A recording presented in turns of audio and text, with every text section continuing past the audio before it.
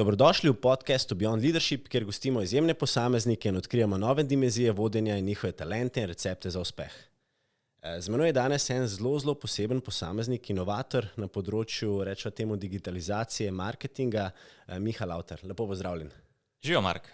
Zdaj, preden začneva, bi te jaz rad našim poslušalcem predstavil. Zdaj, ti si pričel svojo poslovno pot že zelo mlad, na v bistvu koncu osnovne šole, kjer si postavil prvo spletno stran.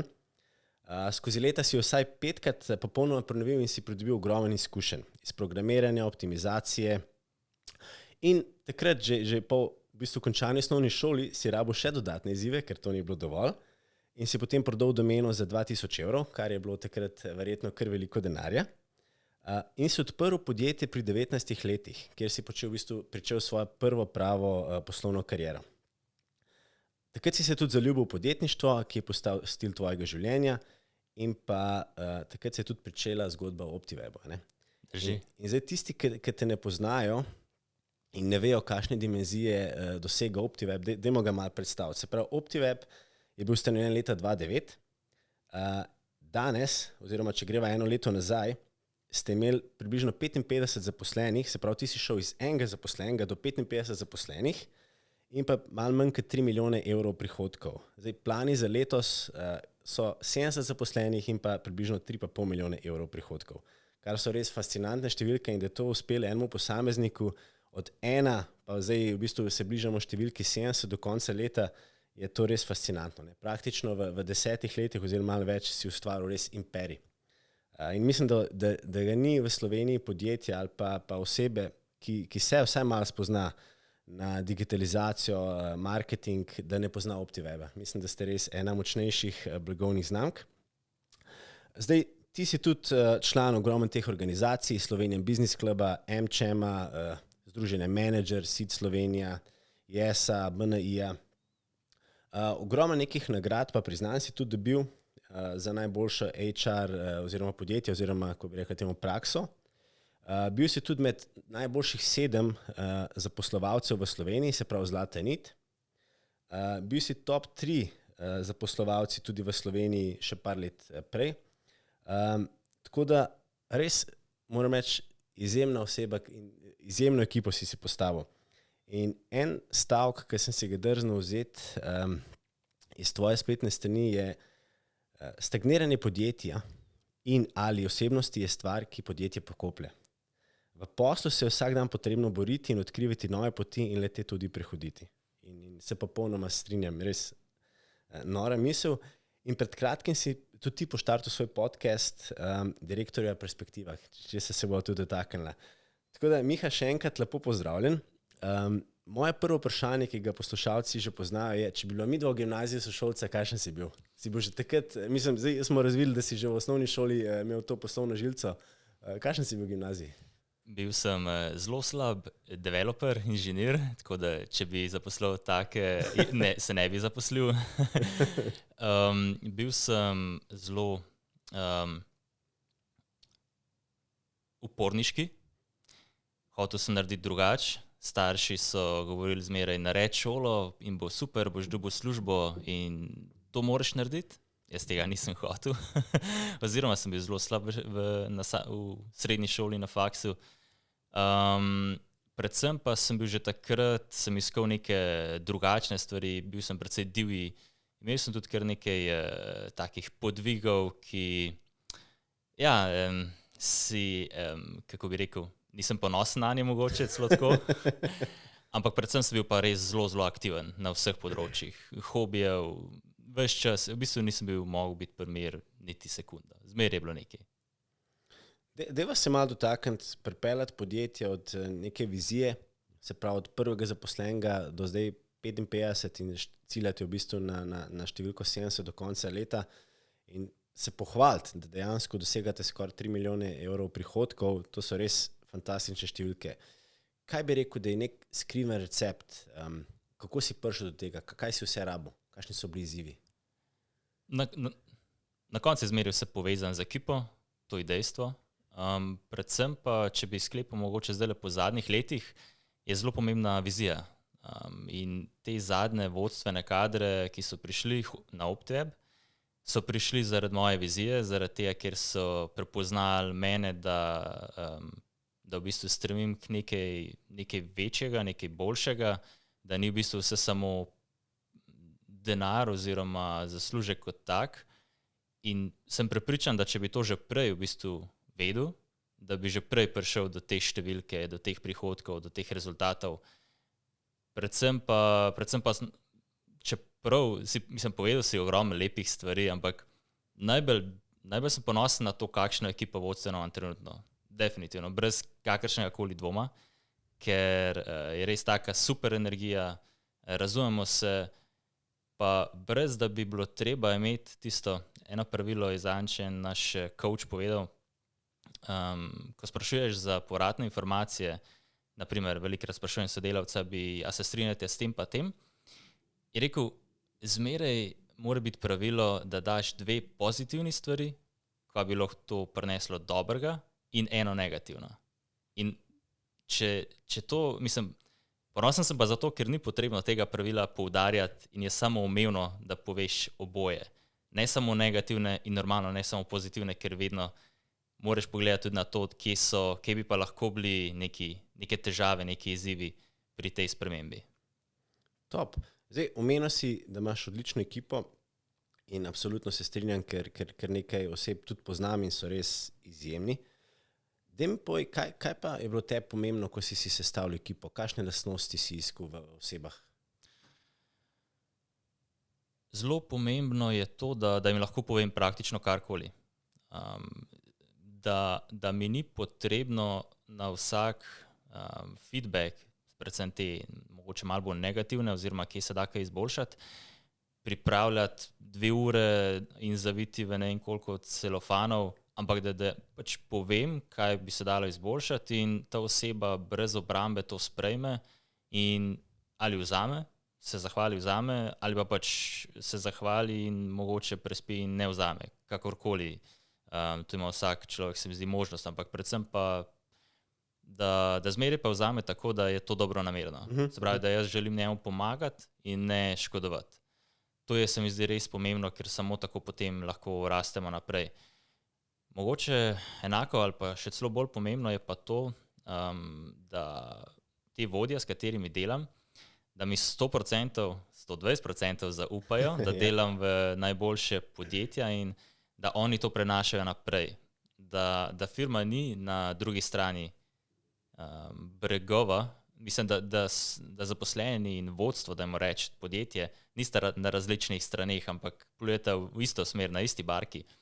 In to v bistvu zna biti res ogromen problem, če je vodja, ko je z nami, na eni strani, na naši strani bregu, ko je pa sodelavci v njegovi ekipi, je pa na njihovi strani tega brega.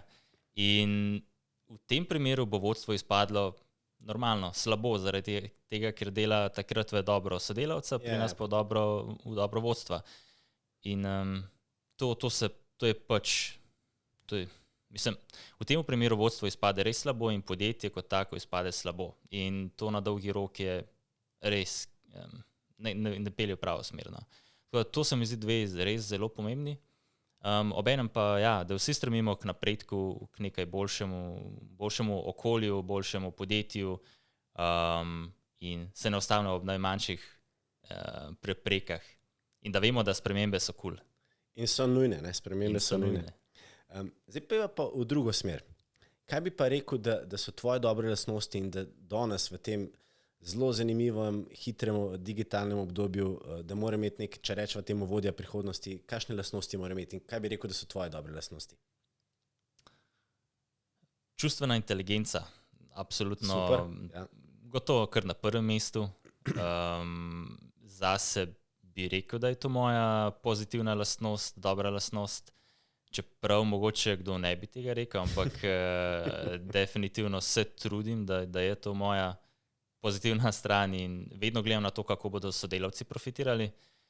Normalno, do takrat, ko tudi oni delajo v dobro podjetja, logično. Mogoče druga lastnost, ki je zelo pomembna, je, da daje sodelavca v bistvu na prvo mesto.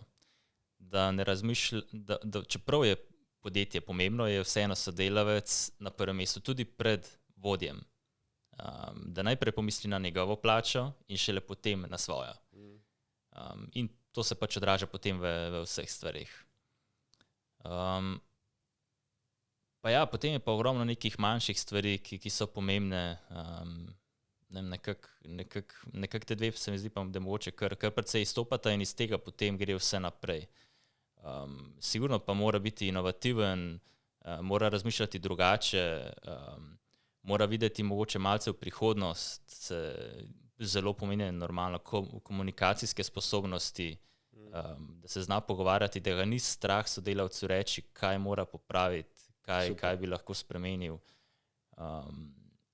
Pa ja, da gleda res na neko celostno sliko. Super. Pa mogoče tudi pomembno je, da pozna finance, da zna gledati na to, kje se skrivajo tisti hakeljčki, zakaj mogoče ne delamo, zakaj mogoče številke niso take, kot se zagre.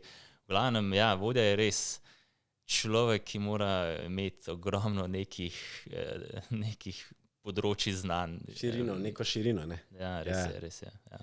Deva se dotakniti, in to me zmeraj zelo zanima, voditi tako podjetje verjetno zahteva ogromno časa, ogromno organiziranosti, tako da verjamem, da so tvoji dnevi precej polni. Daj nam malo povej, kakšen je tvoj tipičen dan? A se ti v nedeljo pripraviš za cel teden, a si spišeš tedenske, mesečne plane, kdaj vstaneš, a imaš kakšno rutino? Ja, tukaj imam kot vsi precej možnosti izboljšav, ampak se trudim, da je vsak mesec kaj izboljšanega. Jutranja rutina, če gre vse po planu, je tako, da prejšnji večer nekako naredim okviren plan za naslednji dan, pogledam koledar, si naredim par taskov, ki jih je nujno treba narediti, mogoče tisto, kateri task je grda žaba, ki jo je treba najprej pojesti. Uredim, se pravi, si pripravim, kaj bom oblekel drug dan, tako da zjutraj v bistvu res čim manj nekega napora, preden začnem delati. Zjutraj se trudim vstajati tam od 4 do pol 5, če le gre.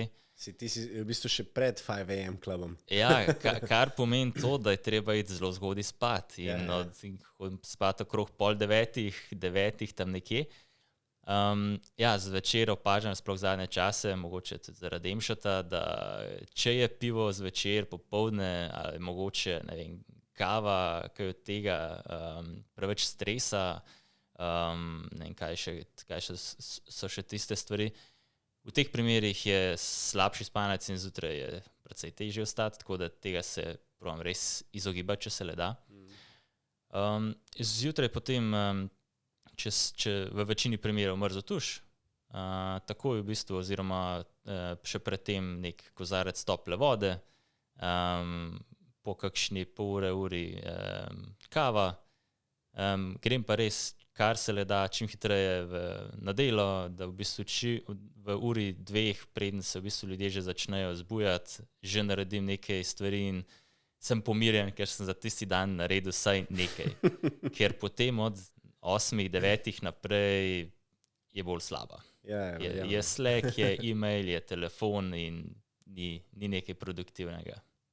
Nora.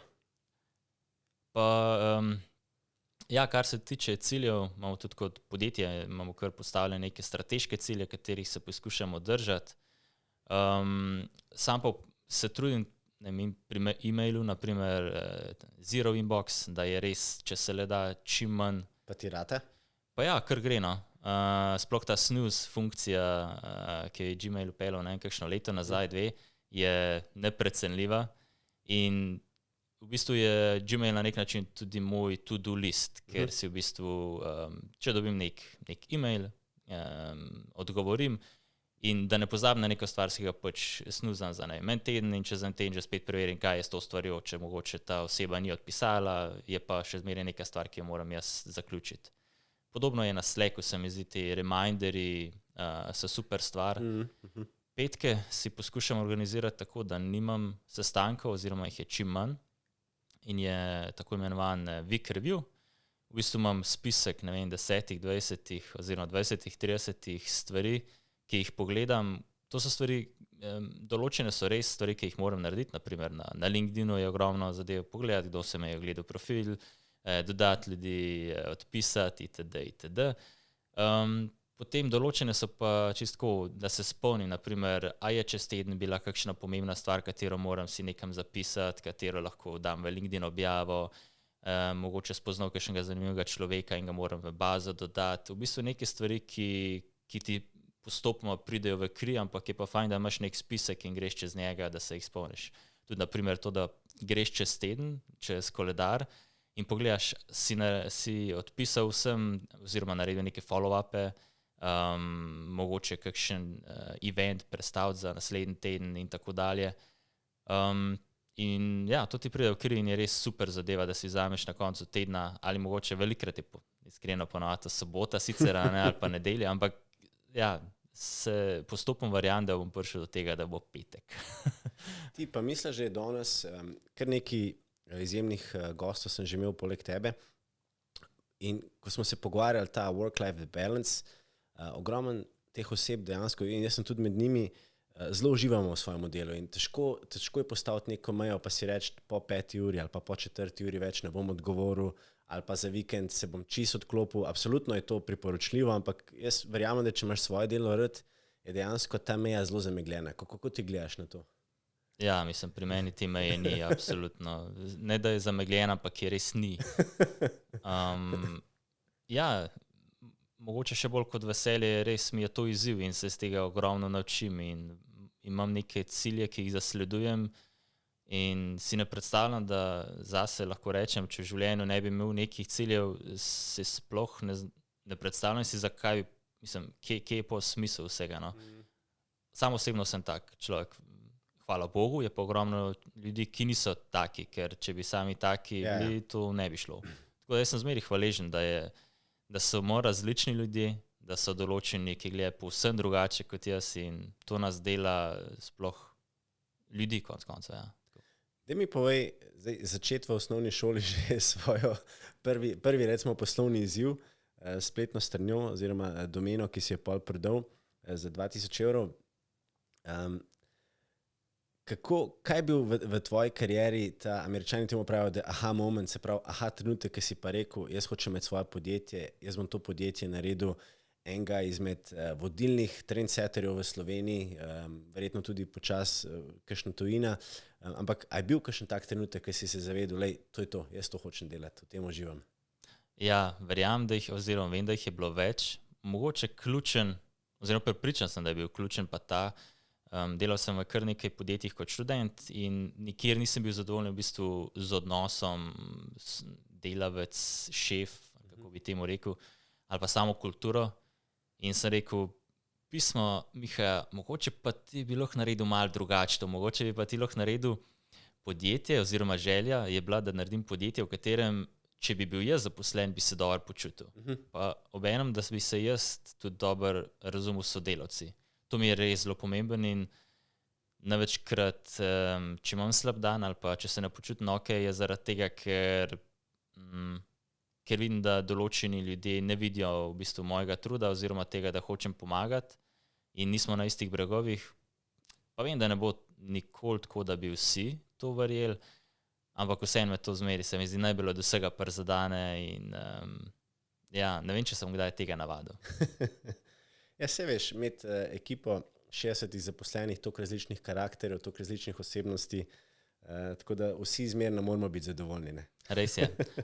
Velikrat me kar malo mine, da jim reči, ampak že naslednji dan si rečem, ne bo še obupu in grem naprej delati stvari, zaradi česar mislim, da je pol podjetje boljše in sodelavci, da se boljše počutijo noter. Top. A si imel ti v svoji karieri, verjamem, da si ti zdaj že v vlogi mentorja in da imaš kar nekaj oseb, ki v bistvu se zgledujejo po tebi, a si imel ti tudi v svoji karieri ali pa samo življenju kakšnega mentorja in koliko bi rekel, da je to pomembno? Jaz sem jih imel ogromno in se mi zdi, da še danes jih imam in se mi zdi res velik plus. Ja, drži. Problem je mogoče to, da sploh včasih nisem znal biti dober mentoriranec. Mogoče je bil to izziv, zaradi česar nisem imel veliko tistih mentorjev, na katere bi se res večkrat obrnil.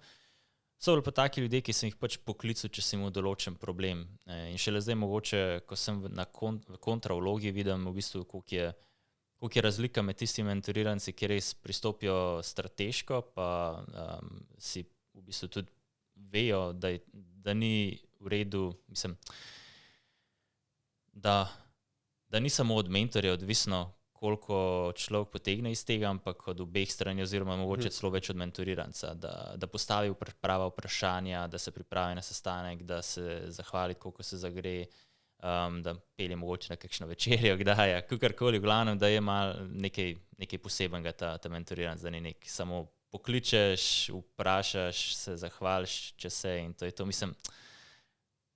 Mislim, velikokrat se mi zdi, da mentoriranci pričakujejo, da bo to nek svetovalec v bistvu, ki bo prišel, spraševal toliko časa, dokler ne pride do tistega vprašanja, ki je res pomemben oziroma odgovora in je to. Ampak to sploh ni res, mislim, daleč od tega. Tako da ja, mislim, mora vsak biti aktiven, iskati ljudi iz njegovega področja, jih spraševati in tudi on dati neko dodano vrednost. Kakršnakoli že pač to je, zmeraj se nekaj najde. To je pa res, ful dobro. Prej si vzpostavil coacha in sicer ti ogromno vlagaš v svojo ekipo, v svoje podjetje. Jaz tudi, ko sem bil prvi, so prostori res, lahko rečem, izjemni, res zelo, zelo lepi prostori, ogromen ponujaš. Daj nam malo opiš, kaj dejansko ponujaš svojim zaposlenim. Zakaj se ti zdi, da je delovno okolje prvi res dobro? Ker je, res imate super klima. Predvsem je to, da se trudimo poslušati ljudi, jih spraševati, pa pol čim več v bistvu teh pobud implementirati. Žal, v bistvu smo na tej točki, da smo toliko veliki, da direktno do mene večina teh prošenj ne pride in tukaj v bistvu se moram zanašati 120% na vodje, da oni izluščijo te informacije in jih prenesejo naprej. Obenem tudi vsak mora razumeti, da tudi če bi se jaz odločil, ne vem, da bi nekoga v podjetje pripeljali za coaching, za za inženirje naprimer, da potrebujem v bistvu podporo vseh, da se to izvede, ker če bi samo pripeljal določenega človeka, bi izpadlo mikromenedžeriranje, bi izpadlo, da jaz hočem v bistvu Miha hoče dobiti, nadzorovati nekaj. In velikokrat je tako zelo tanka meja med tem, da bo človeku pomagal, pa da bo izpadel zelo čuden. Ampak ja, sigurno prek nekih teh izobraževanj v podjetju, tudi neke, če imajo ljudje željo iti na kakšno konferenco in probamo čim večkrat ugoditi. Normalno s tem, da tudi oni pol dajo nekaj nazaj, da naredijo neke povzetke, pa predstavijo to ekipi, naprimer. Se trudimo, da v bistvu že takoj, ko ljudje pridejo, da jim povemo, da morajo feedbacke sprejemati in prost za njih. Se mi zdi, da to čisto premalkrat delamo. Da sprašujemo ljudi okrog sebe, Janez, sem to jaz dobro naredil, bi lahko kaj izboljšal. Ker potem tudi v bistvu je ta feedback čisto drugače dati, če te nekdo po njem vpraša. Ker nas je še zmeraj strah, da nekomu rečemo, tole mogoče ni bilo najboljše, kva če bi drugič takole pa takole poskusil, ker je velikokrat slabo sprejeto in potem to nehaš delati. Tako da se trudimo že na začetku v bistvu to kulturo nekako dati, da je ogromno odvisno od tebe. In tudi zdaj, naprimer, sem trudil v tej smeri, da bo mentoriran, da bo ta junior oseba, se pravi nekdo, ki pride na poskusno, pri nas je tako, da imamo poskusno dobo prvega pol leta, da bo mesečni pregledi, ki jih imamo z mentorjem, da jih bo on skliceval, da bo on prosil mentorja za feedback in da v bistvu ima on nalogo po teh 6 mesecih, da pride in ima od vseh 6 mesecev feedback od mentorja in da je ta feedback konkreten. In da bo on, da mu reči, owner tega projekta. Ker drugač se pol mentor trud, pa sklicuje si stanke, pa tako naprej, ampak dejansko se ne gre za mentorja, se gre za mentoriranca in on mora imeti to pobudo, to moč, vleči naprej to stvar, da on bo napredoval. Ja, se strinjam, ful dobro. Dajva se še malo dotakniti, daj nam ti predstavi, se pravi, OptiWeb je ena najbolj znanih digitalnih agencij v Sloveniji. Daj nam malo poveš o podrobnosti, da bojo poslušalci, kaj vse točno počnete, vem, da imate ogromen strank. Potem moje drugo vprašanje bi se pa dotaknila še pandemije. Kako je to vplivalo na vaš posel? Kaj si najbolj opazil? Ja, nekako mi temeljimo na 3 stebrih. Eden je digitalni marketing, tam delamo pač oglaševanje, se pravi Facebook, Google, optimizacija, se pravi nekako celosten digital, želimo pokrivati LinkedIn. SEO je mogoče tukaj zadnje čase, SEO tam sem začel, z optimizacijo za iskalnike in je zadnje čase predvsem ta področje zelo v vzponu in res delamo super zadeve. Tukaj sem zelo vesel, da se je tudi Sabina pridružila, ki je prevzela to ekipo in je po dolgem času v bistvu nekdo, ki ima čas se ukvarjati z vodenjem te mini ekipe in je res nora sprememba v zadnjih 3-4 mesecih. Potem drugi steber so spletne strani. Tukaj delamo predvsem neke bolj napredne zadeve za večja podjetja, ki jim je splet res pomemben, ker gremo od začetka, v bistvu od same strategije, od tega, da buyer persone definiramo, buyer journey, Super. Da naredimo UX, tako ko se zagre UI itd. In vedno bolj pač se trudimo tudi, zmeraj vključujemo tudi marketing noter, da je SEO že, in to je prednost, na primer, ker imamo SEO že v hiši in marketing oddelek kot tak. Ja, potem tretji steber je pa e-commerce oziroma neke spletne aplikacije. Tukaj pokrivamo v bistvu dosti nekih večjih slovenskih trgovcev, Mas, Pika Polonca, Intersport, Iglušport, v glavnem precej velike zadeve. Zadnje čase pa v bistvu gremo tudi vedno bolj proti tem nekim custom made aplikacijam. Imamo kar par zanimivih projektov kako bi rekel, pipelineu. Se oproščam za te angleške izraze, ni mi v ponos. Ja, želimo pa tudi razširiti v bistvu te storitve postopoma, mogoče še na kakšne druge in predvsem ostati v koraku s časom. Tudi računam na to, da bomo zdaj Shopware partnerji postali. To je e-commerce platforma, nemška drugače, ampak vidimo v njej kar velik potencial. Pa nekaj projektov na Shopify smo postavili, bomo mogoče tukaj tudi še kakšnega. Tako, se pravi, ves čas se trudimo testirati tudi neke nove zadeve. Naprimer, PIM sistemi, ki jih delamo naprimer za Big Bang, mislim, da so naša zelo močna točka. Sigurno je pa tako, da vse te storitve imamo še predvsem možnosti za izboljšavo samo kvalitete. Se trudimo, da so stranke vedno bolj zadovoljne, ker vemo, da niso vse in tukaj to je mogoče tudi ena izmed tistih mojih stvari, ki mi niso v ponos, da pač včasih ne izvedemo kakšnega projekta tako, kot se zagre. Normalno, faktor je ogromen, tudi od stranke do posameznikov, ki delajo na projektu, ampak generalno pa upam, da se čim več strank zaveda, da res iz meseca v mesec se trudimo, kolikor se le da te stvari izboljšamo in upam, da to ljudje in stranke tudi opazijo. No. Ja, pandemija. Deva se pandemije, ker to me pa res zanima. Prvič mi povej, kako si ti odzval kot direktor podjetja, kaj je bil tvoj prvi odziv? Mislim, da je bil 15. marec datum, ki nas je zadev. Potem pa, kako si opazil pri svojih poslovnih partnerjih? Pa kaj ste opazili, kaj je bilo pol na trgu? Zelo je zanimivo bilo, ker ko se je to začelo, sem bil v Ameriki. Z MCM delegacijo smo šli v Teksas, bili smo na zadnji NBA tekmi lansko sezono.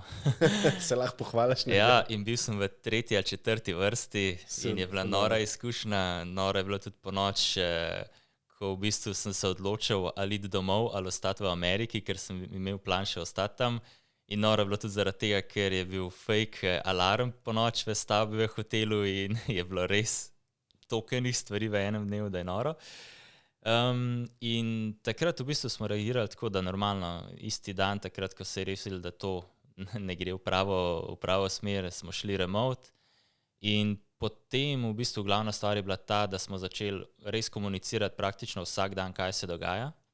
Ne samo preko tekstovnih zadev, preko pač tekst, ampak tudi posnetke sem praktično na par dni ali pa na en teden delal, pa prek tega dajal statuse, kaj se dogaja.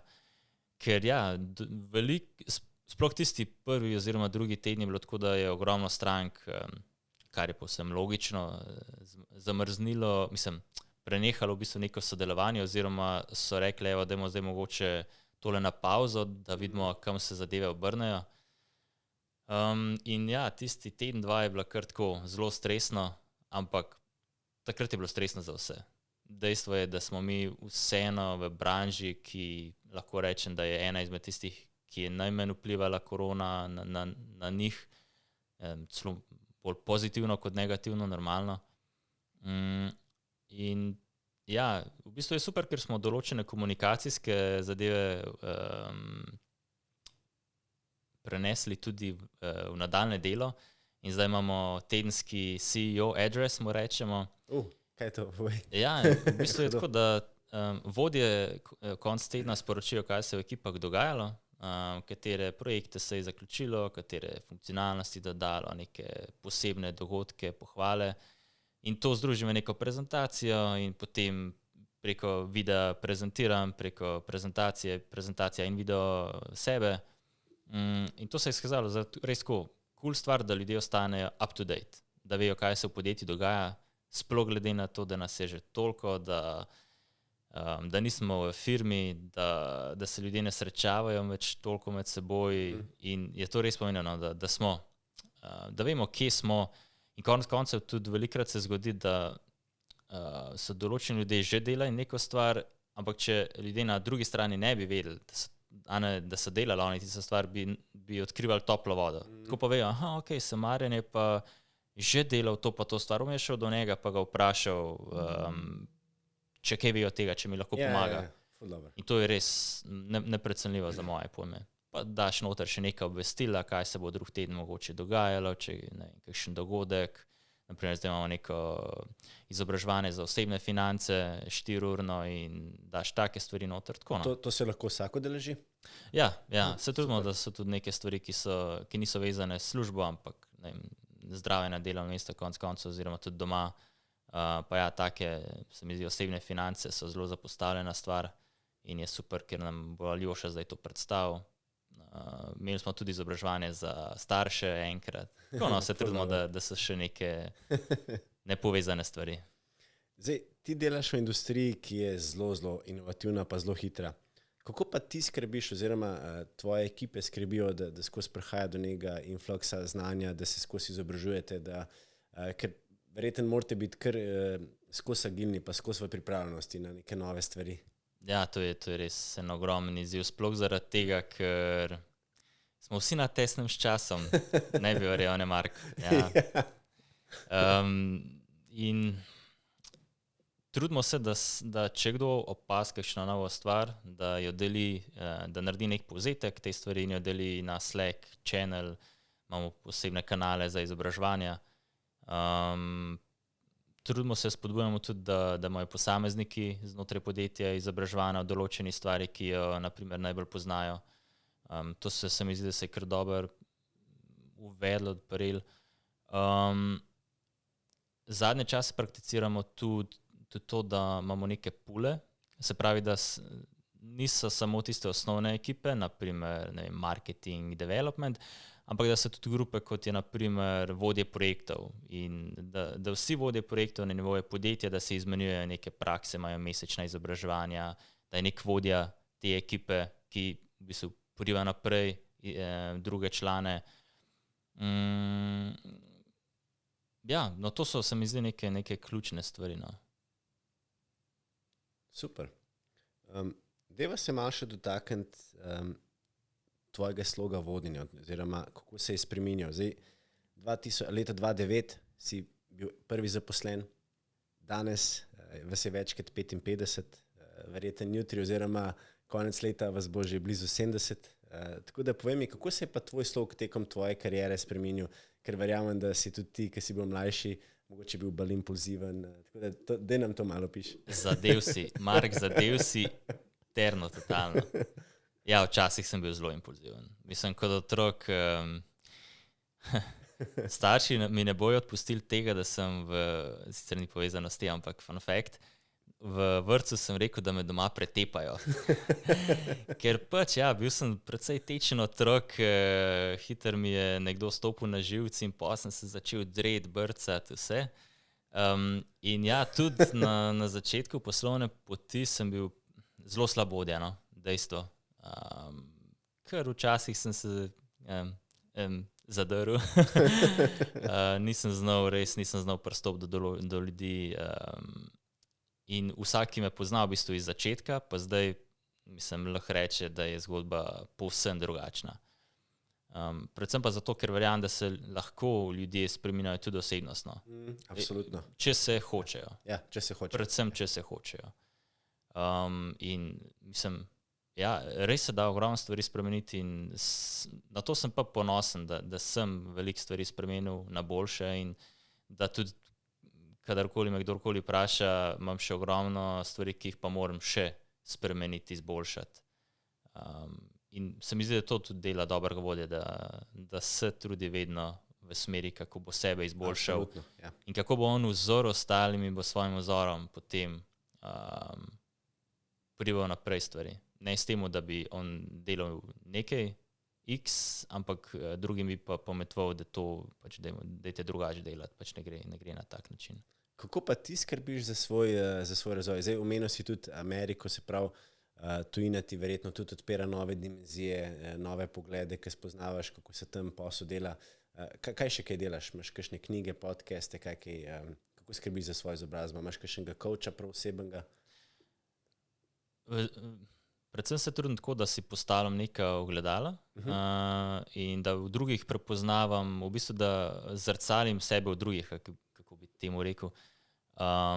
Gledam, kaj drugi delajo in potem rečem, jaz delam jaz tudi tako ali drugače delam in projeciram v bistvu nase te stvari, in slabe in dobre.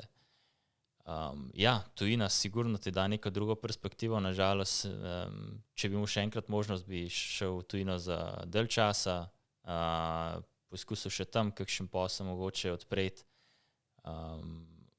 Sigurno pa sodelavci so tudi tisti, ki mi velikokrat oni nastavijo gledalo, ali pa neke druge poslovne skupine, drugi neki podjetniki, ki jih spoštujem. Trenutno imamo tudi neko izobraževanje za vodje in tam res ogromno stvari vidiš in se naučiš. Ves čas v bistvu moraš biti na preži. Podcasti so absolutno res zakon stvar. Mislim, jaz sem bolj ta tip, ki potrebujem neko aktivnost, da mi možgani delajo in zato, če grem ven na sprehod v gozd, je to za moje možgane najboljša stvar. Se strinjam, sem isti, ja. In v knjigah sem res katastrofalen. Tako da podcasti so definitivno moja najljubša. Super mi je tudi, da v tujino, v Ameriko, naprimer, zanimiva stvar, mi je super iti zaradi časovne razlike, ker takrat popoldne vem, da me ne bo nihče klical, da imam mir in se res lahko sprostim. In takrat mi nivo stresa, če sem v tujini, pade nenormalno. 2 leti nazaj, enkrat vem, da sem imel kar konkretne probleme s stresom, in sem šel za nekaj časa v Ameriko in dejansko je pač rešilo precej stvari, no. Tako da, stres je kar zanimiva stvar. Dajva se dotakniti, ker si že omenil podcast, tudi tvojega podcasta, Direktorjeva perspektiva. Kako si se tega lotil, ker sem poslušal in je zelo zanimivo, ogromen informacij, tako da se kar nekaj naučiš, no. Tako da, kdo te je pripravil, kako si prišel do ideje? Lotil sem se zelo češko, da jim rečete. Zelo na hiter pa z nepripravami. Rekel sem, da dajmo poskusiti. Se mi zdi, da glas imam prav za te zadeve. Pa tudi je bil izziv zaradi tega, ker sploh se mi zdi, če imaš sam podcast, da nimaš gostov, je predvsej težko v bistvu spraviti skupaj v neki strnjeni različici neke uporabne vsebine. In je bil to določen izziv zame. Sicer časovno že spet je problem, ampak verjamem, sem te hotel vprašati. Hotel sem predvsem to dosečno, da tudi mogoče, če imam kdaj kakšna stvar, ki jo bi rad dal ven iz sebe, da jo dam. In to sem parkrat izvedel in se mi zdi kar cool odziv.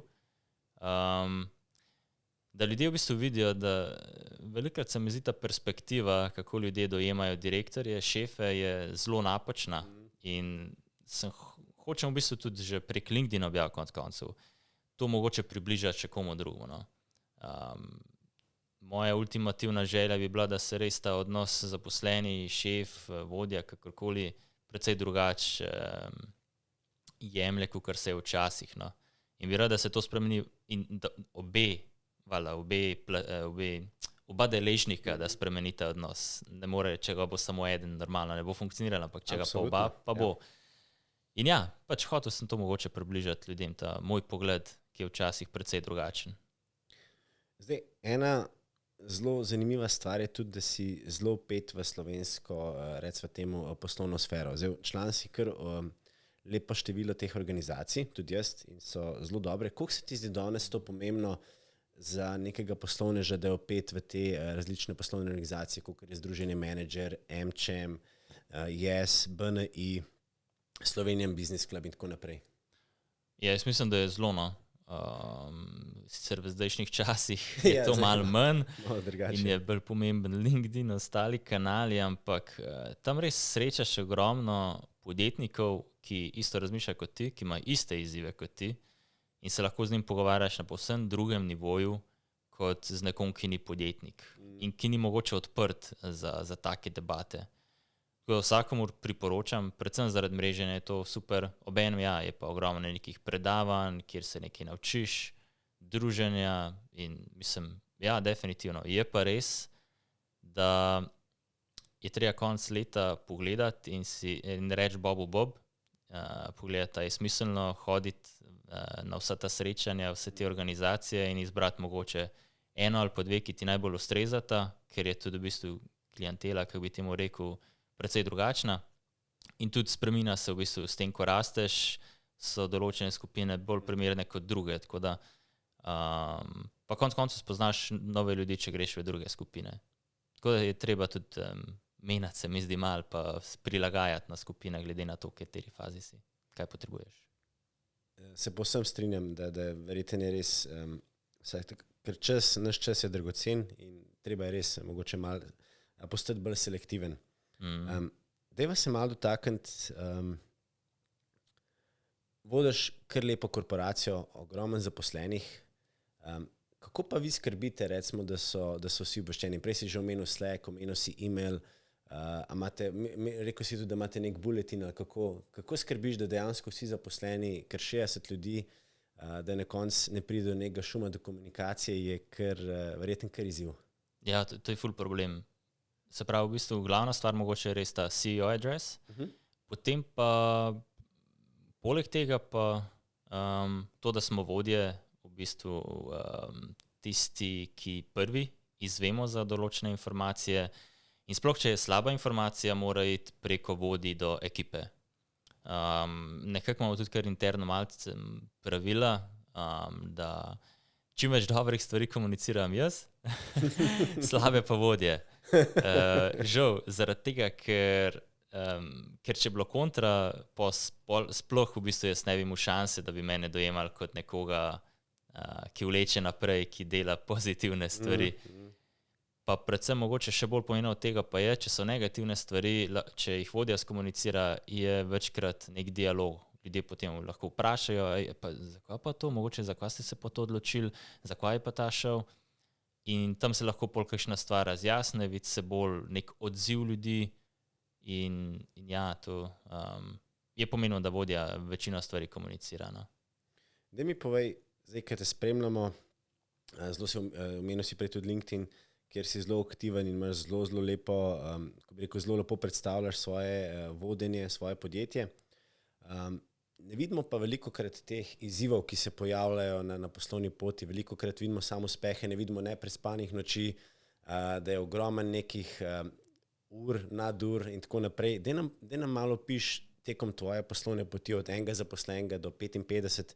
Kaj so bili kakšni izzivi, ki so skriti v odzadju? Ker ogromno imamo mladih, zagnanih podjetnikov, ki tudi razmišljajo o podobni poti, ki si jo ti začel. Izzivov je res ogromen. Ampak izzivi te delajo pol močnejšega pa boljšega, tako da izzivi so super. Kaj bi v bistvu izpostavil?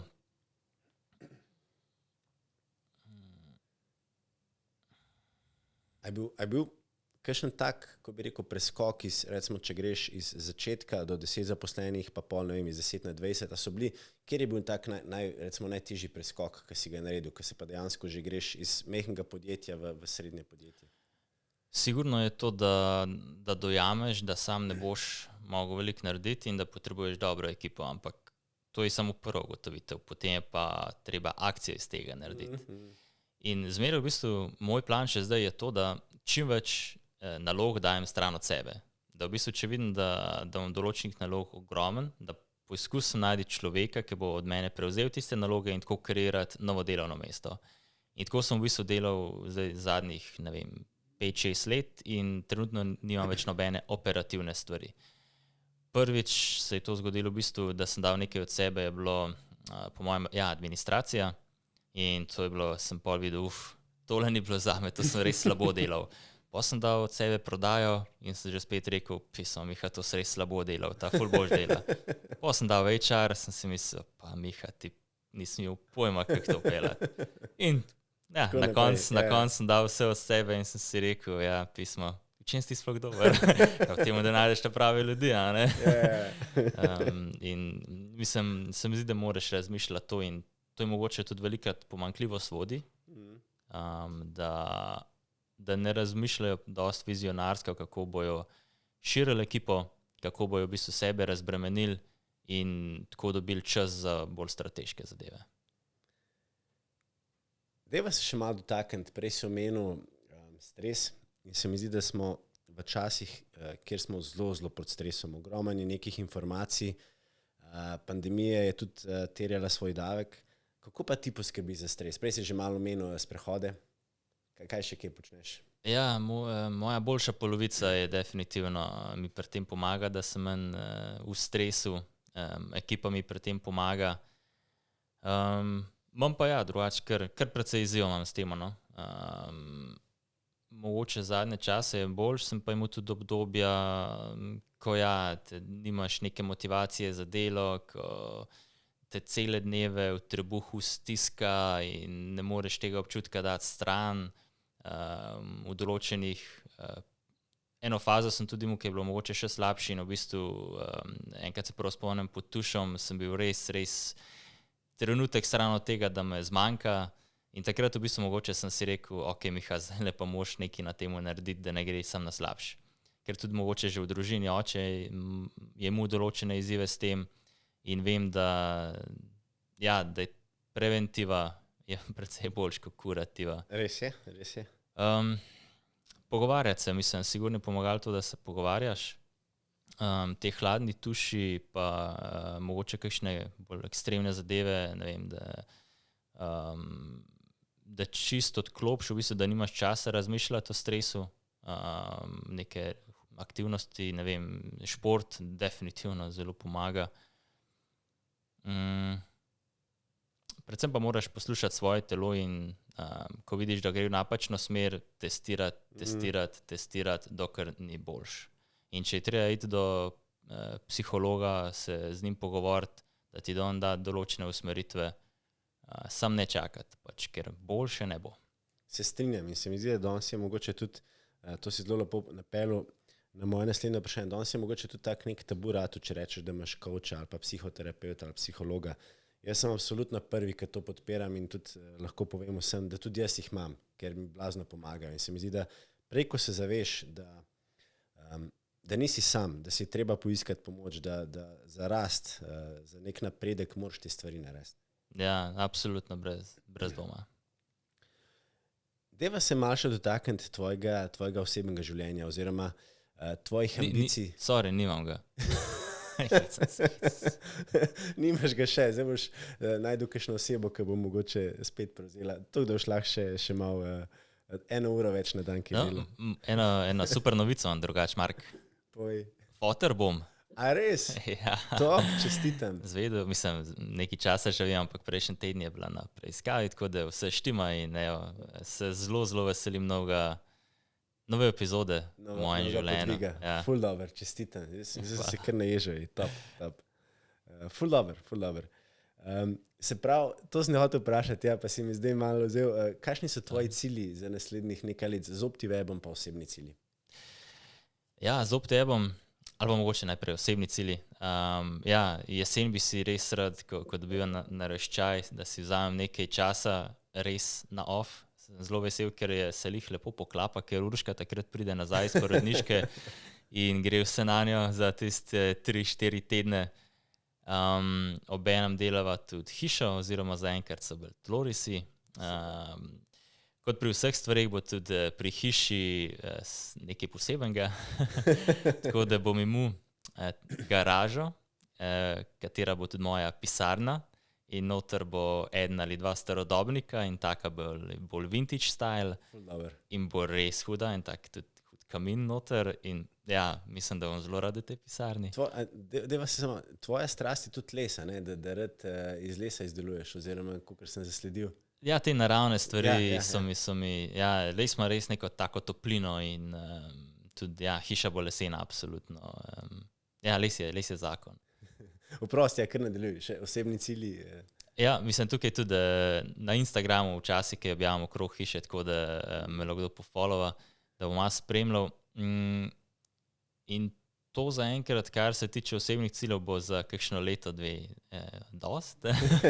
Bom čisto zadovoljen, če se to normalno izpelje. Kar se pa OptiWeba tiče, smo pa letos mi je končno uspelo postaviti vizijo. Vizija OptiWeb 2030. Super, se pravi zato, ker je za skoraj 1 desetletje naprej. Ja, vizija mora biti malo višja, malo večja, malo težje dosegljiva, optimistična, in sem se potrudil, nekako se postaviti v vlogo nekoga, mislim, direktorja, in pride novinar do njega leta 2030 in vpraša, Miha, kakšen je pa OptiWeb, kaj pa dela? In je bilo zelo zanimiv postopek, no, sem marsikaj ugotovil.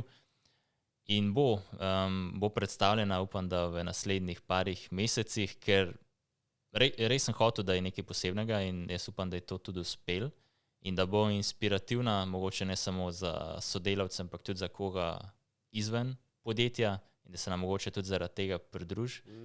Ker imamo višje cilje kot samo agencija, definitivno. In super. Mislim, da smo tudi že dokazali, da ne samo, da dosegamo to, kar si zastavimo, ampak ponavadi presežemo.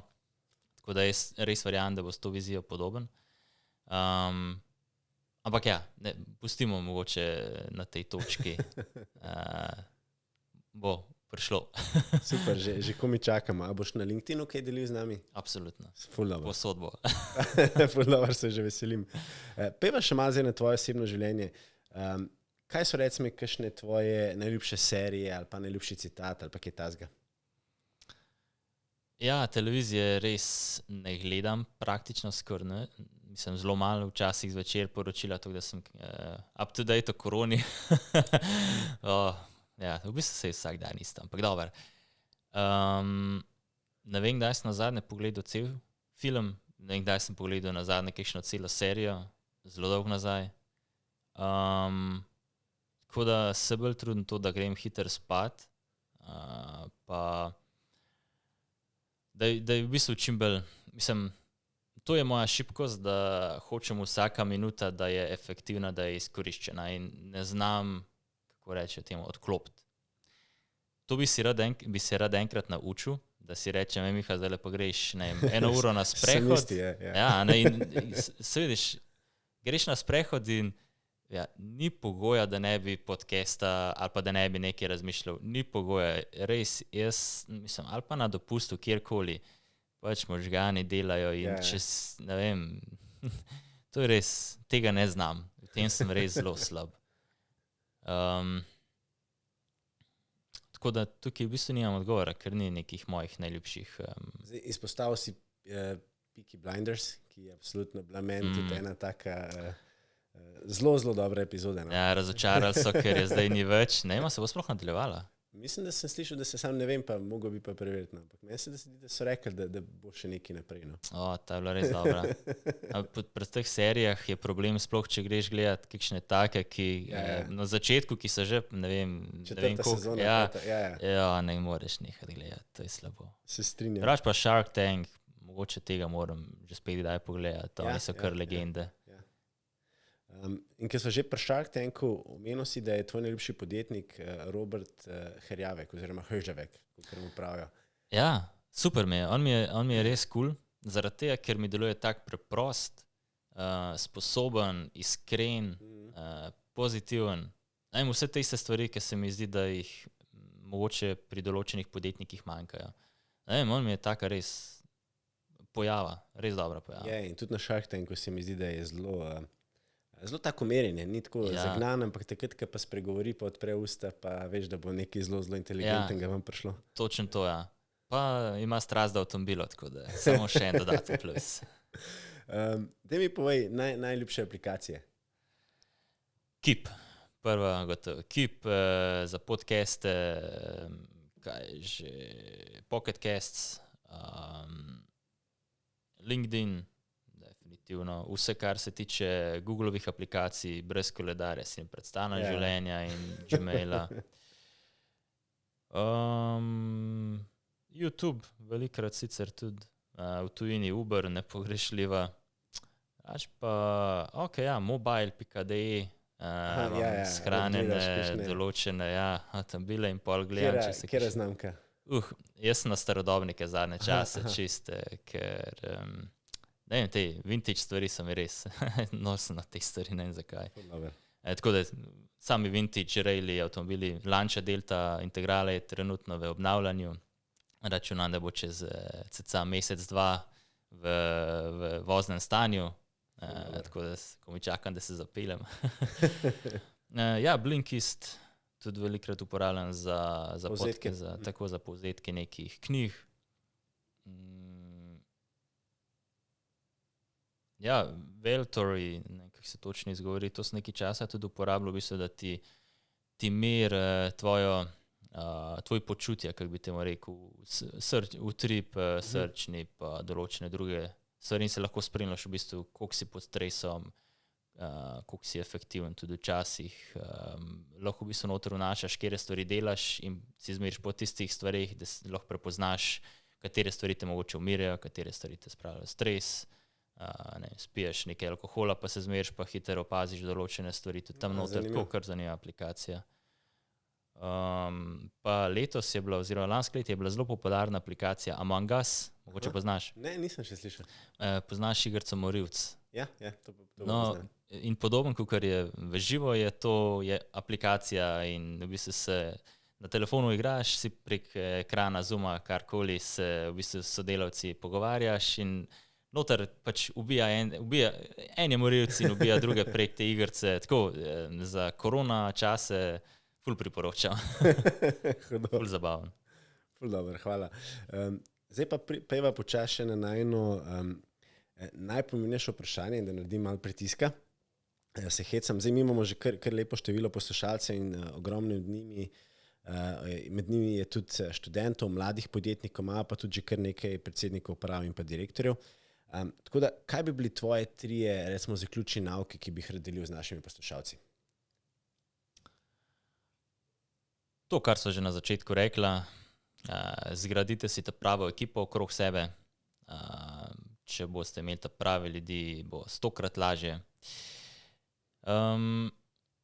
Spremembe so zakon. So težke, ampak brez sprememb ni spremembe. Res je. Pa mogoče zadnje je to, da podjetja imamo v bistvu poslanstvo, ne samo, da ustvarjamo dobiček, ampak predvsem, da spreminjamo okolje okrog sebe.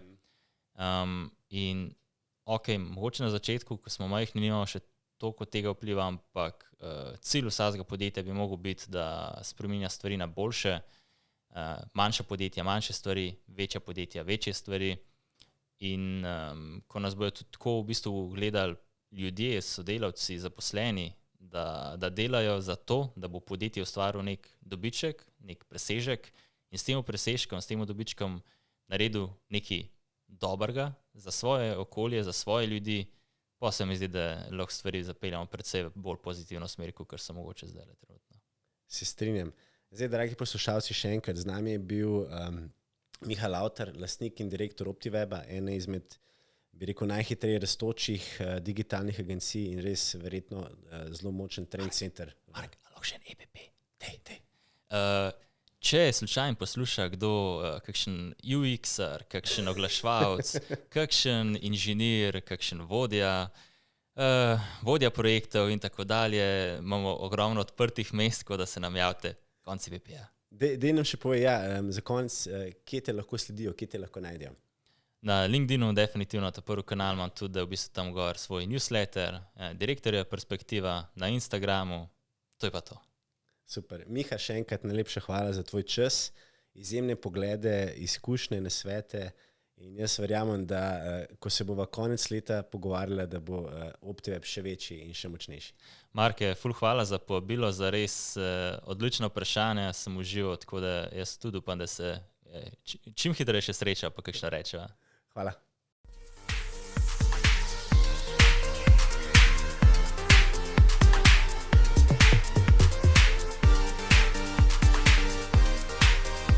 Sledite nam na vseh kanalih, kot so Spotify, Apple, Google, Castbox in tudi YouTube, LinkedIn in Facebook, kjer nas je že preko 2000.